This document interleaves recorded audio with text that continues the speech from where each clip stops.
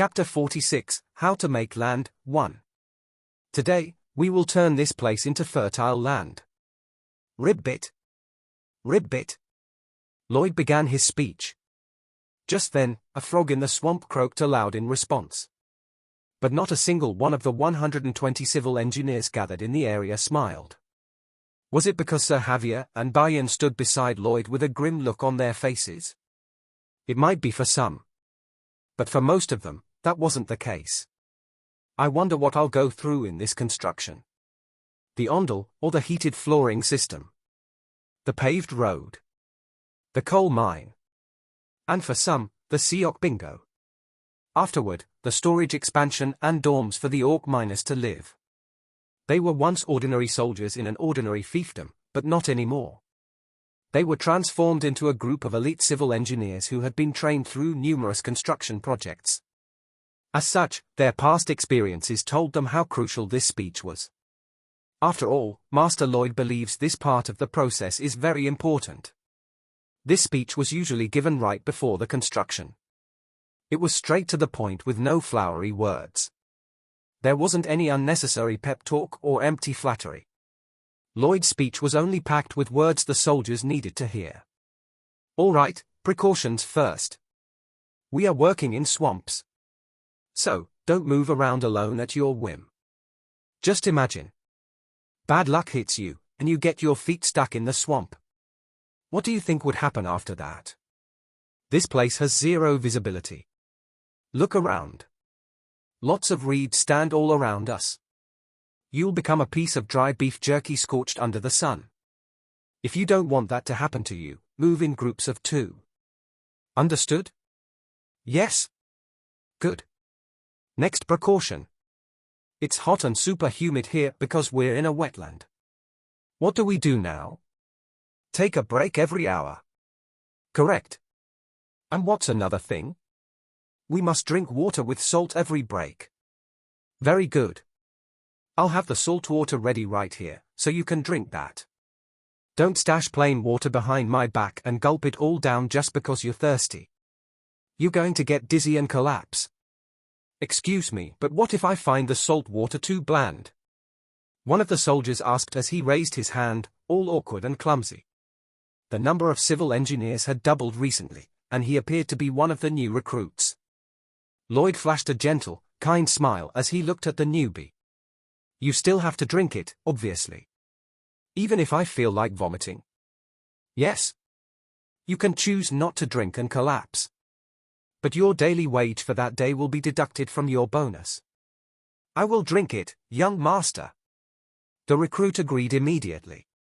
A lot of soldiers had applied for the civil engineer position for the thick bonus that came after the construction. And lastly, this is the most important thing. Hamang will be drinking the water in the wetland. So if I ever find or hear you excusing yourself in the water throughout any time in the construction, I am going to throw you behind bars.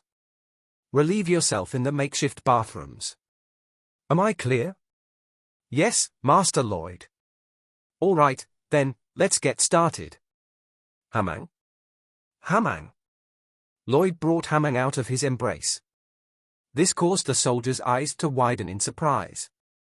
There was a stir among them, and they chatted that their young master seemed to have made a contract with a new summon partner. But something else happened later that made their mouths hang open all the more. Hamang? Could you please drink the water here? Hamang? Hamang? Yes, you can drink it all. Hamang? Aha, after that? Do you see the branch of the course of the river? It's over there. Hamang? Yes, you can roll over all the way there and spit it out. But don't do it all at once. You'll be flooding the downstream. Hamang? Hamang nodded in understanding. Once Lloyd put him down, Hamang immediately shoved his round face into the water. The suctioning began. Hamang. Sluyuerp. Swoosh. Hamang sucked in the water. A whirlpool appeared around him. It looked like a gigantic vacuum was sucking up the water. The water level of the wasteland decreased immediately. At the same pace, Hamang started to puff up.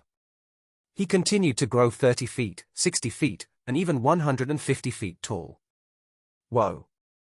The soldiers had already stayed far away from the water at Lloyd's instruction. Their jaws dropped. But that wasn't the end of their shock. Hamang, all inflated and blown up, moved his body, rolling off to the downstream Lloyd had pointed to earlier. He resembled a giant 150-foot water balloon rolling away. When he got there, he started to slowly spew the water out. Hamang. Blurg. Splash. Thousands of minnows, frogs, and other living creatures that were sucked in by Hamang came out of his mouth, finding a new home downstream. They became the newbies of the river ecosystem. This whole process was repeated several times afterward. Hamang absorbed the water of the wetland. He rolled his inflated body down to the river. He then spat it all out. What am I seeing right now? The civil engineers muttered to themselves in a daze, and before they knew it, the water nearby was completely gone. But of course, there were other areas that needed to be drained. Hamang had only drained the water in one area here. However, it was enough to get started with the construction for the day. Lloyd ordered, "Hold up your shovels." Shovels. From now on, you will get rid of all the grass roots and other remnants of rotten plants in areas I marked. Let's get started with a shout. Whoa! The soldiers got to work. They shoveled the ground with sweat pouring out of their body. The rotten leaves and roots of aquatic plants were cleared in all the areas where the embankment would be installed. Lloyd joined in on the shoveling and commanded his men. If I don't do this basic process properly, the embankment will leak and erode. Here we go. Sometimes, some workers and managers disregarded this process, thinking all it took to build an embankment was to pile up the earth and turn it into a mound. But that wasn't the case at all. Even the common embankment you see every day was the product of rigorous science and engineering. The work wasn't comparable to how children played in the sand. That was especially the case right now. The foundation here is wet and weak. Thus, the land required clearing and groughing. Not only that, the water at the bottom of the ground had to be drained to stabilize the foundation. Javier? Yes. Lloyd turned around and faced Javier. Javier, who heard what he had to do, immediately got to work. He drew his sword. Next, he stabbed the area on the ground Lloyd had marked. Swish! Clack! Shank! The mana circles hit one another. The powerful blast shot out of his sword. The force penetrated the metamorphic layer of rock beneath them. A 1.5-foot wide hole was created, and it went down as deep as 32 feet, each hole standing 13 feet apart. Lloyd shouted. Sir Bayan. Yes, young master. Lloyd shouted, and Sir Bayan answered. He commandeered the civil engineers under him. They brought with them some bamboo sticks uniformly cut 36 feet in length. Then, they inserted the vertical drains Javier had blasted one by one into the ground. The insides of the sticks were hollow like straws made out of bamboo. Next up, it was Padong's turn. Padong. Padong? Padong, who was on standby, came running as he waddled his chubby butt. Something gushed out of his two fat cheeks. Poodoo dung. Blurg. Splash. It was all of the sand he had obtained in the river. Engineers. Transfer the sand into the vertical drains. Yes. The civil engineers, who were waiting with a shovel in each of their hands, started to get moving. They charged at the mountain of sand Padong had spurted out. They scooped it up and tossed it into the vertical drains. The drains with the bamboo straw in the center became filled with the sand pile. Good. Everything is going well. The construction site was bustling with movement. Lloyd clenched his fists as he commanded the whole process. The vertical drain method, particularly the sand drain method, is working out just as I had wanted. The vertical drain method. This method to reinforce weak foundations was first introduced in 1936, and it saw massive technological advancement in the late 1940s. To be more specific, the method consisted of drilling long artificial holes in soft cohesive soil, and then inserting plastic drain boards to drain water from the ground to accelerate consolidation. But, of course, I can't use this modern method as it is. He lacked the equipment to do so. Thus, he decided to be clever about it. He bore vertical drains using Javier's mana blast. That was how Lloyd replaced the vibrating sand drain equipment with Javier, the silver-haired knight. Next, he filled them up with bamboo sticks and sand he had prepared beforehand. So what he was doing was actually a combination of the sand and paper drain method. Next up was Padong. Lloyd ordered him to roll on the ground. Hey, Padong. Roll. Padong. Roll. Padong, who weighed several tons, rolled around to his heart's content. His massive weight moved on top of the strata, and just like a wet roll of paper towels being pressed, the moisture soaked in the ground began to seep out. It was concentrated near the sand piles planted in the earth. Rumble. The ground started to slowly sink down. This place had been a wetland for thousands and thousands of years. For all those years, a huge amount of dead plants sunk down into the water, remaining undissolved, and it resulted in a thick accumulation of fibers. Once those fibers got soaked in a huge volume of water, they created a soft, mushy layer of what was known as peat deposits. The evenly placed sand piles accelerated the discharge of moisture all the more. Squeeze. The peat deposits got compressed as they drained, and their increased weight made them thicker. The consolidation phenomenon was taking place. Lloyd then ordered something that would accelerate the phenomenon. Hamang? Do you like bamboo straws? Hamang. Will you slurp it up then? Hamamang. Hamang closely walked over to the bamboo straws planted around the ground. He then slurped the water pooled around the sand pile using the straws. Hamang. Humumang. The water in the strata traveled to Hamang's mouth in full. Hamang started to inflate like a giant balloon. The added weight put more pressure on the strata. The consolidation phenomenon accelerated. At this point, Lloyd and the soldiers moved to the next part of the construction. It was time to build the embankment that would wrap around the entire wetland. Padong. Spit. Padong. Tui. Padong acted as their dump truck. He repeatedly stashed a huge amount of sand into his mouth and brought it to them. Afterward, the soldiers moved according to Lloyd's instructions. They busied themselves with their shovels and built a strong foundation. Of course, they built in just as Lloyd had designed it beforehand. They should obviously do so. If we stack it up without order, the slope will erode after some time. Or the slope inside of the embankment will be fluidized because of the water leak. Or the piping phenomenon might destroy the slope by causing a landslide.